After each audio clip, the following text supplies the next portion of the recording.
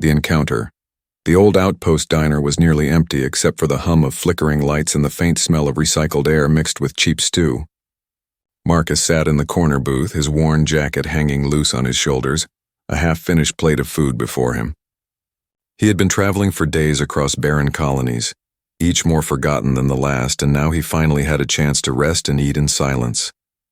The world outside was cold and gray, the kind of place where few chose to live unless they had nowhere else to go. Marcus did not mind. He preferred quiet places where no one asked questions and no one remembered his name. He lifted his fork slowly, chewing without much thought, when he felt a tug at his awareness. A shadow moved near his table. At first he ignored it, thinking it was one of the workers passing by. But then a soft voice broke the silence. It was hesitant, almost trembling, but filled with a need that pierced deeper than any shout. Can we have your leftovers?" Marcus froze with the fork still in his hand.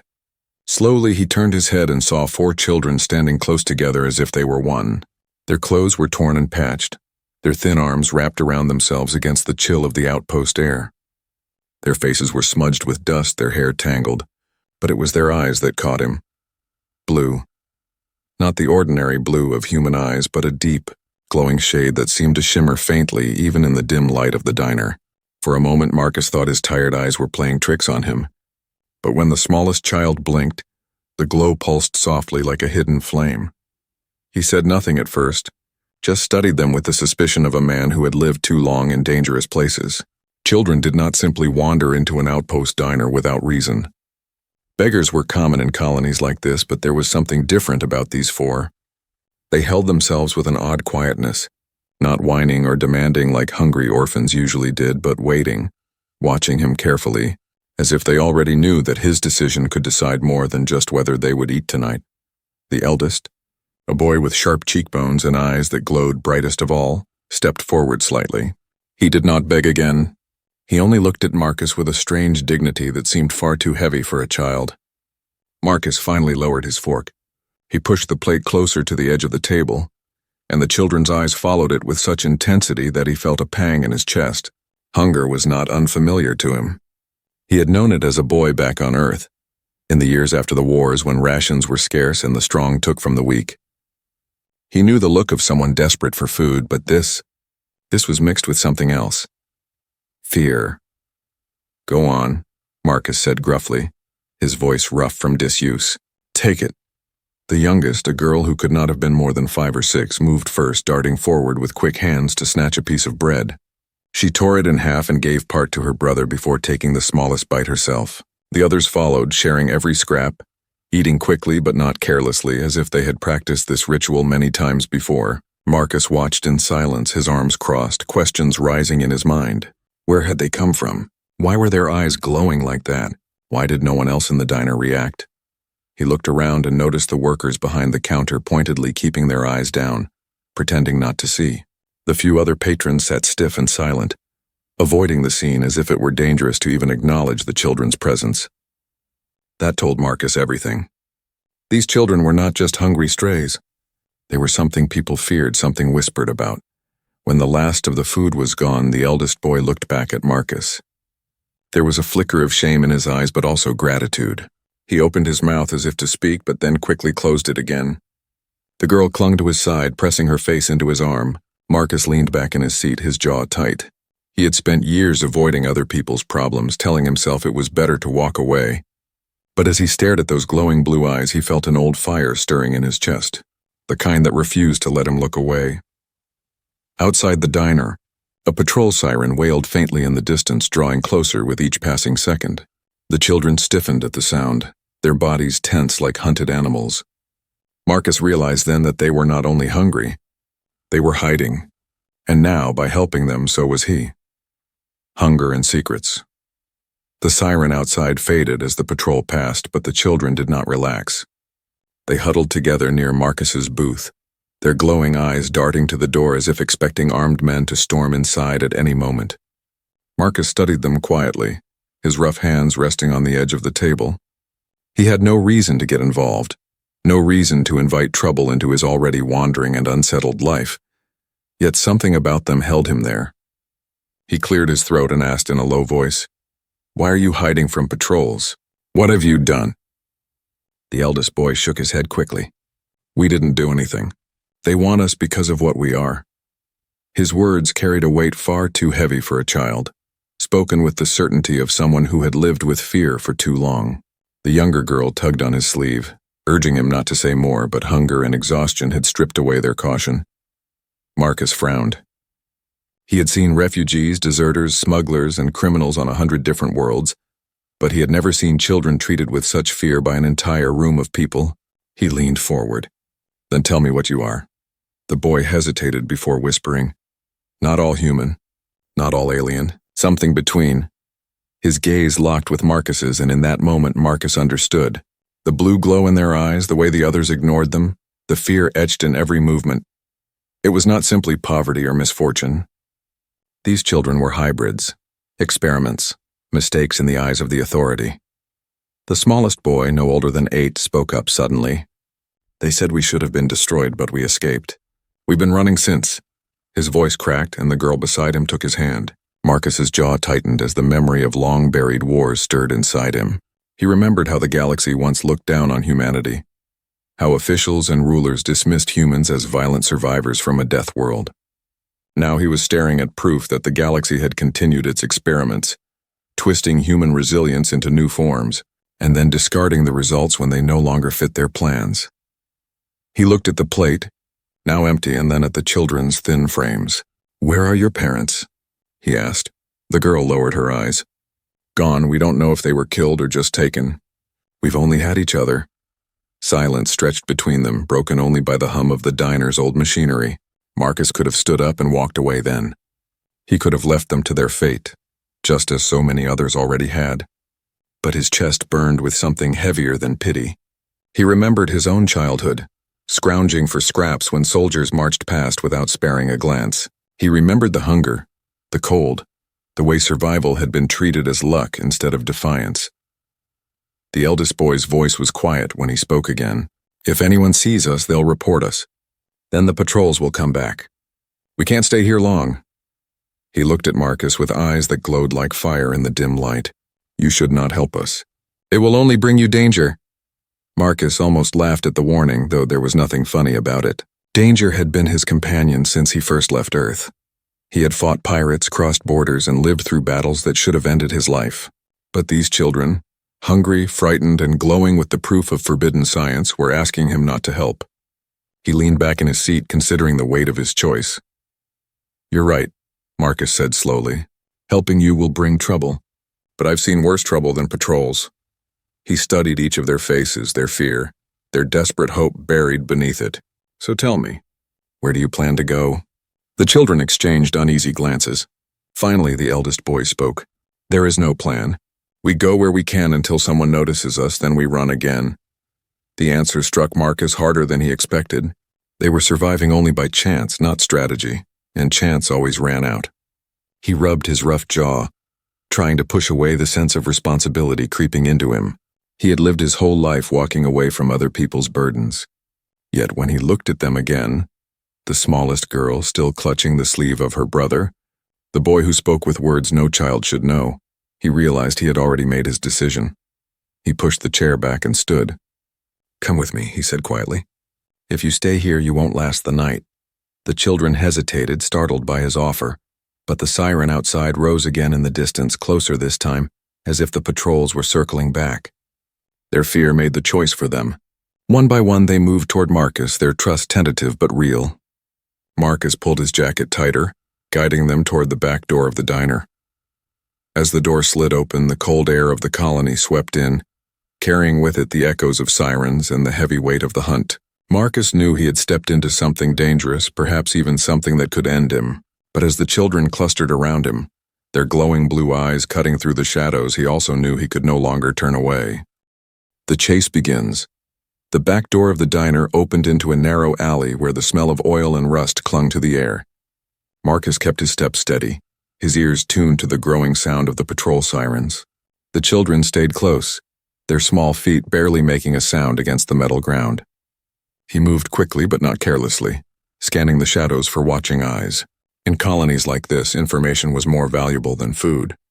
and anyone could be tempted to report strange children with glowing eyes. They reached the end of the alley, and Marcus led them toward the industrial yards where piles of scrap metal and broken machinery lay stacked like twisted mountains. He knew such places well. They offered cover, hiding spaces, and escape routes if you had the instinct to use them. The children followed without question, though their glances flicked nervously back toward the sound of engines drawing nearer. Marcus crouched behind a heap of old transport hulls, motioning for the children to stay low. He could see the glow of patrol lights sweeping across the outer streets, the pale beam searching for anything out of place. The eldest boy clenched his fists as if ready to fight, though his thin arms trembled with the effort. Marcus put a hand on his shoulder, steady and firm. "Not yet," he whispered. "Fighting now would only get us all caught." The boy looked at him, eyes burning with quiet anger, but he nodded. Marcus saw in that expression the same fire that once drove human soldiers to survive against impossible odds. These children were not weak, but they were still children, and without guidance they would not last long. The patrol vehicles rumbled closer, their heavy engines echoing between the buildings. A sharp beam of light swept across the yard, forcing Marcus and the children deeper into the scrap. He guided them into a hollow space beneath a collapsed freighter wing, pulling a sheet of rusted metal over the entrance. The space was cramped and smelled of decay, but it would hide them from the patrols for a short while. They crouched together in silence as the sound of boots approached. Marcus could hear the voices of the patrolmen, their words sharp and clipped. "Hybrids were spotted near the diner," one voice said. "Search every alley. They cannot be far." The children tensed, their breaths quickening, but Marcus pressed a finger to his lips. He had hidden from enemies before, and he knew fear only betrayed your position. He forced himself to breathe slowly, evenly, hoping they would follow his lead. The boots drew closer, crunching against the metal scraps above their heads. For a moment Marcus thought they would be discovered, but then the patrolmen moved on, their voices fading as they spread out into the other streets. Only when the engines started again in the distance did Marcus push the sheet aside. The children scrambled out, their relief visible, but Marcus did not relax. He knew the patrols would keep searching until they found something. The authority never gave up once a command was given. He looked at the children, at their glowing eyes that could give them away in any shadow. "You cannot stay here," he said. "They will keep coming." The youngest girl's voice shook as she asked, "Where will we go?" Marcus stared across the empty streets of the colony. He had no clear answer, but he could not let them see his uncertainty. "Somewhere safer than this. We move now." They left the industrial yard, slipping into narrow back paths Marcus remembered from earlier travels. The colony was not large, but its forgotten corners could shield them for a time. As they moved, Marcus asked quietly, "Why do they hunt you so hard? What makes you worth this risk?" The eldest boy hesitated before replying. "Because we are proof. Proof that the authority lied. They said humans and aliens could never mix, that it was impossible. But we are here. We are alive." Marcus listened carefully, his thoughts heavy. He remembered whispers of secret projects, of scientists experimenting with human genetics to create something new. The authority had always denied such rumors, but now he was staring at the living evidence. The children's existence was dangerous not because of what they had done, but because of what they represented. The boy's voice lowered.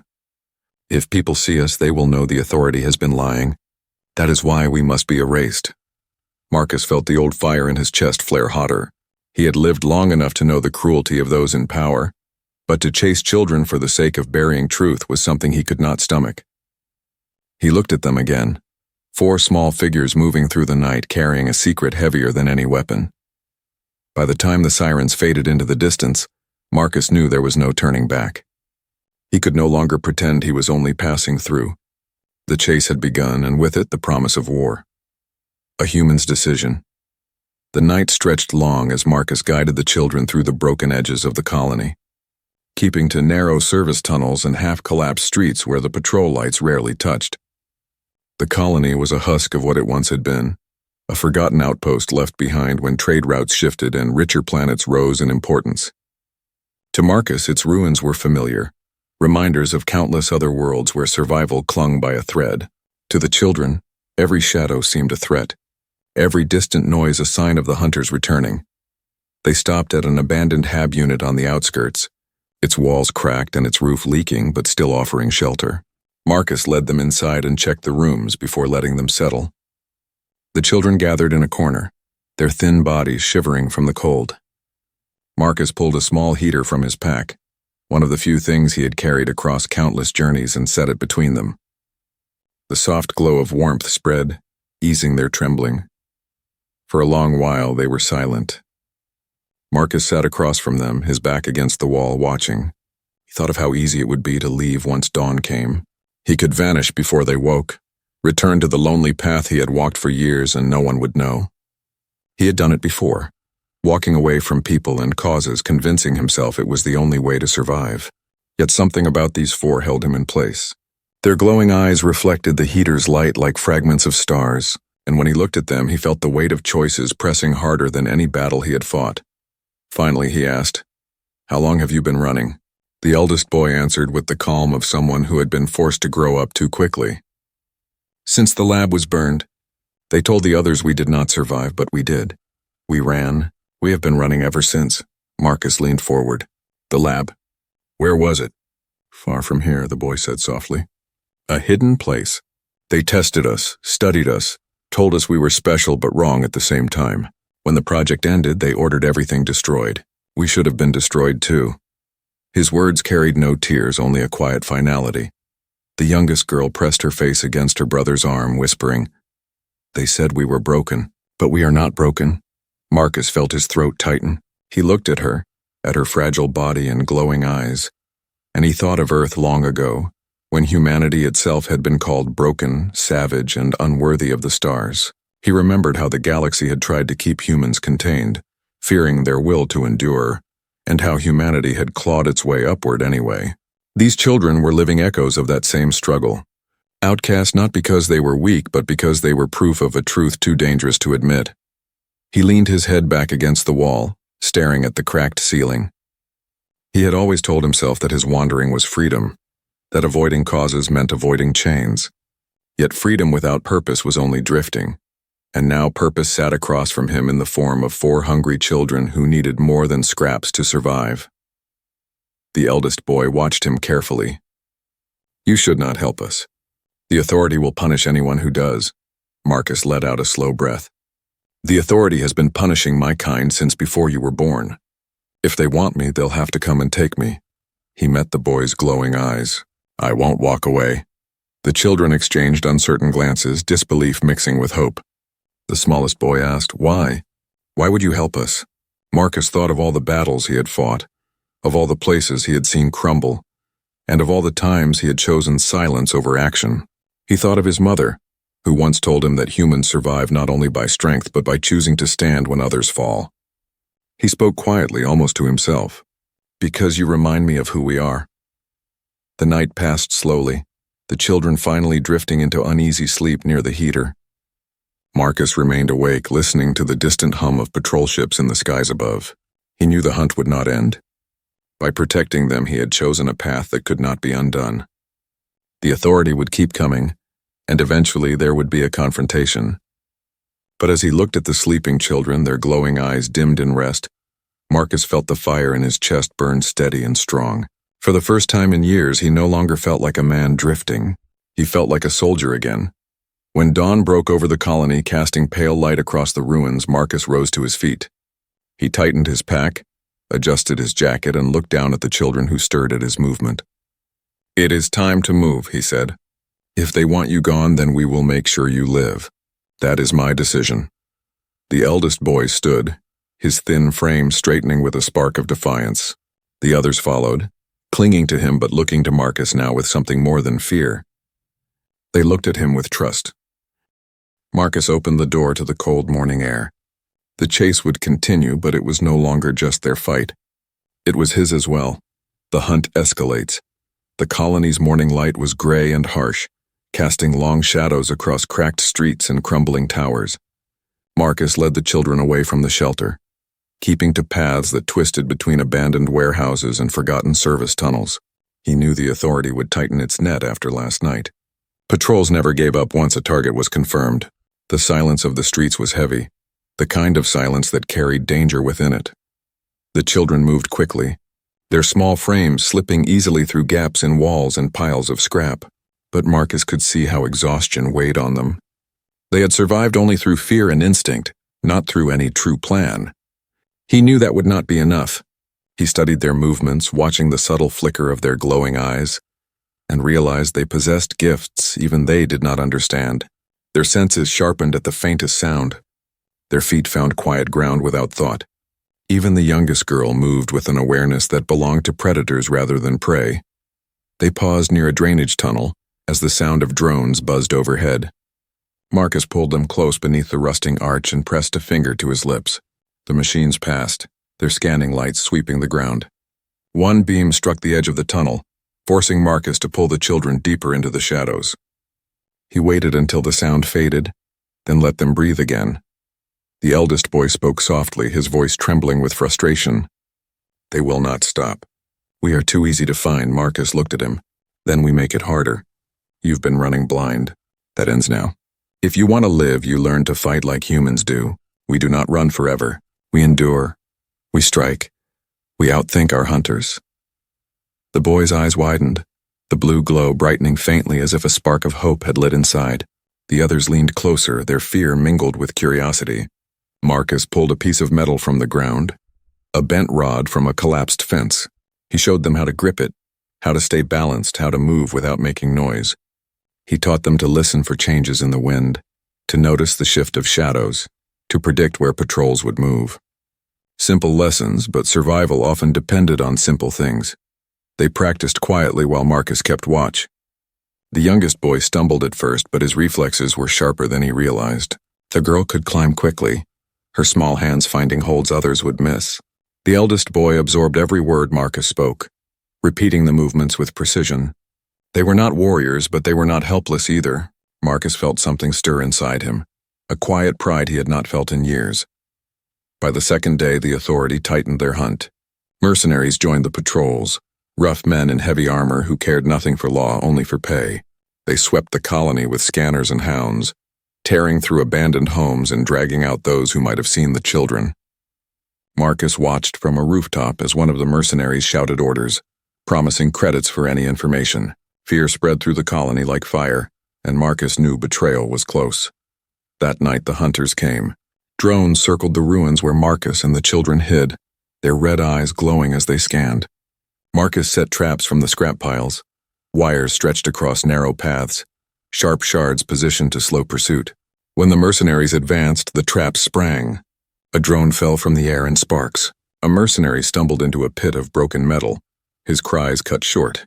The children watched in awe as Marcus moved with cold efficiency, every action precise. He was no stranger to being hunted, and now he turned that knowledge into their shield. Still, the enemy pressed harder. Explosions echoed through the colony as buildings were torn apart. The children huddled close, their glowing eyes wide. The eldest boy whispered, "You risk everything for us, why?" Marcus's jaw tightened as he reloaded the old pistol he carried. "Because no one should have to grow up hunted for what they are. Because humanity was once hunted too, and we survived. Now it's your turn." The boy nodded, determination filling his gaze. "Then we will not run forever." The night stretched long with fire and noise, but by dawn, Marcus had led them through the ruins and out into the wasteland beyond the colony. The sky glowed red with the fires of pursuit, yet for the first time the children did not look only afraid. They looked ready to stand. Marcus saw it in their eyes and knew the fight was no longer only his. They were learning what it meant to endure. Stand against the hunters. The wasteland beyond the colony stretched wide under a bleak sky, broken only by ruins of cities long abandoned and fields of shattered metal that glittered like scars upon the earth. Marcus led the children across the open ground with caution, always searching for higher ground or cover. He knew the authority would not stop at the colony. They would pursue across worlds if needed, for nothing threatened them more than living proof of their lies. The children walked silently beside him, no longer just frightened orphans, but figures beginning to carry themselves with a new awareness. Their glowing blue eyes scanned the horizon with sharpness born of both fear and awakening strength. By nightfall, they reached the shell of an old city, its towers half collapsed, and its streets choked with rubble. Marcus chose a tall building with shattered windows as their shelter, guiding them up broken staircases until they reached a floor high above the streets. From there they could see the glow of patrol lights spreading across the wasteland. The hunters were coming closer, their formation precise and relentless. Marcus tightened the strap of his pack and checked the pistol at his side. He had faced battles before, but this was different. He was no longer fighting only for himself. The eldest boy stood beside him, staring down at the lights. "They will find us here," Marcus nodded. "Then we make this place costly for them." He showed the children how to use the environment to their advantage. He placed shards of glass and twisted rods across stairwells, creating traps that would slow the hunters. He taught them to move silently through the ruins, to stay low and strike when the enemy passed. He knew they were only children, but survival demanded more than hiding. It demanded defiance. When the first wave arrived, drones swarmed the building, their red lights sweeping across the darkness. Marcus fired once, striking a drone and sending it crashing through the stairwell. The children watched as sparks rained down, their eyes wide, not with fear but with something fiercer. The youngest boy picked up a shard of metal and crouched beside the stairwell, waiting as Marcus had taught. When a mercenary climbed upward, the boy struck, knocking the man off balance just long enough for Marcus to finish the fight. The hunters pushed harder, their commander shouting orders through the ruins. Explosions shook the building, dust raining down in choking clouds. The children moved as Marcus had shown them, slipping through the broken hallways, guiding one another, striking quickly then vanishing into shadow. Their gifts became more visible now, unnatural reflexes that let them dodge strikes, rapid healing when cuts opened on their skin, and an instinctive awareness of danger that saved them again and again. Marcus fought beside them, his every motion fueled by a fire that had not burned in him for years. Hours passed in chaos. The old city echoed with gunfire, shouts, and the crackling buzz of broken drones. Marcus was wounded, a gash across his side, bleeding freely, but he pushed on, refusing to yield. The eldest boy pulled him behind cover when he staggered, his glowing eyes fierce with determination. "We cannot lose you," the boy said. Marcus gritted his teeth and stood again. "Then fight like you mean it. Show them you are not mistakes. Show them you are alive." The children answered with courage that belied their years. Together they turned the ruins into a battlefield, forcing the hunters back step by step. For every trap that was broken, another strike came from the shadows. For every drone that scanned, a child's glowing eyes revealed it first. The hunters grew frustrated, their precision faltering under the relentless resistance of one man and 4 children who refused to surrender. Finally, the commander himself stepped into the building, his armor heavy, his weapon glowing with lethal energy. His voice echoed through the ruins. "You cannot win, human. Hand them over and you may yet live." Marcus stood tall despite his bleeding side, his pistol raised. The children gathered behind him, their blue eyes shining like flames in the dark. His voice was steady, filled with the weight of every battle he had ever survived. "I have seen humanity rise from ashes. I have seen us survive what no one believed we could. If you think I will hand them over, then you have already lost." The commander advanced and the final clash began. Explosions tore through the building, dust and fire filling the air. Marcus fought with every ounce of strength left in him, and the children fought at his side, their gifts no longer hidden but unleashed. The ruins shook with the struggle, and for a moment it seemed the hunters' might would crush them. Yet still they stood, refusing to break. The battle was not yet over, but in that moment Marcus knew one truth. He was no longer only protecting them, he was fighting with them, and together they were stronger than the hunters had ever imagined. A new family, a new future. The ruined building shook with every strike as Marcus and the children faced the hunter's commander. Dust clouded the air, the sound of blaster fire echoing through broken walls. Marcus felt his side burning from the wound he had carried since the night before, yet his grip on the pistol never wavered. The children stood around him, their glowing eyes bright like beacons in the dark.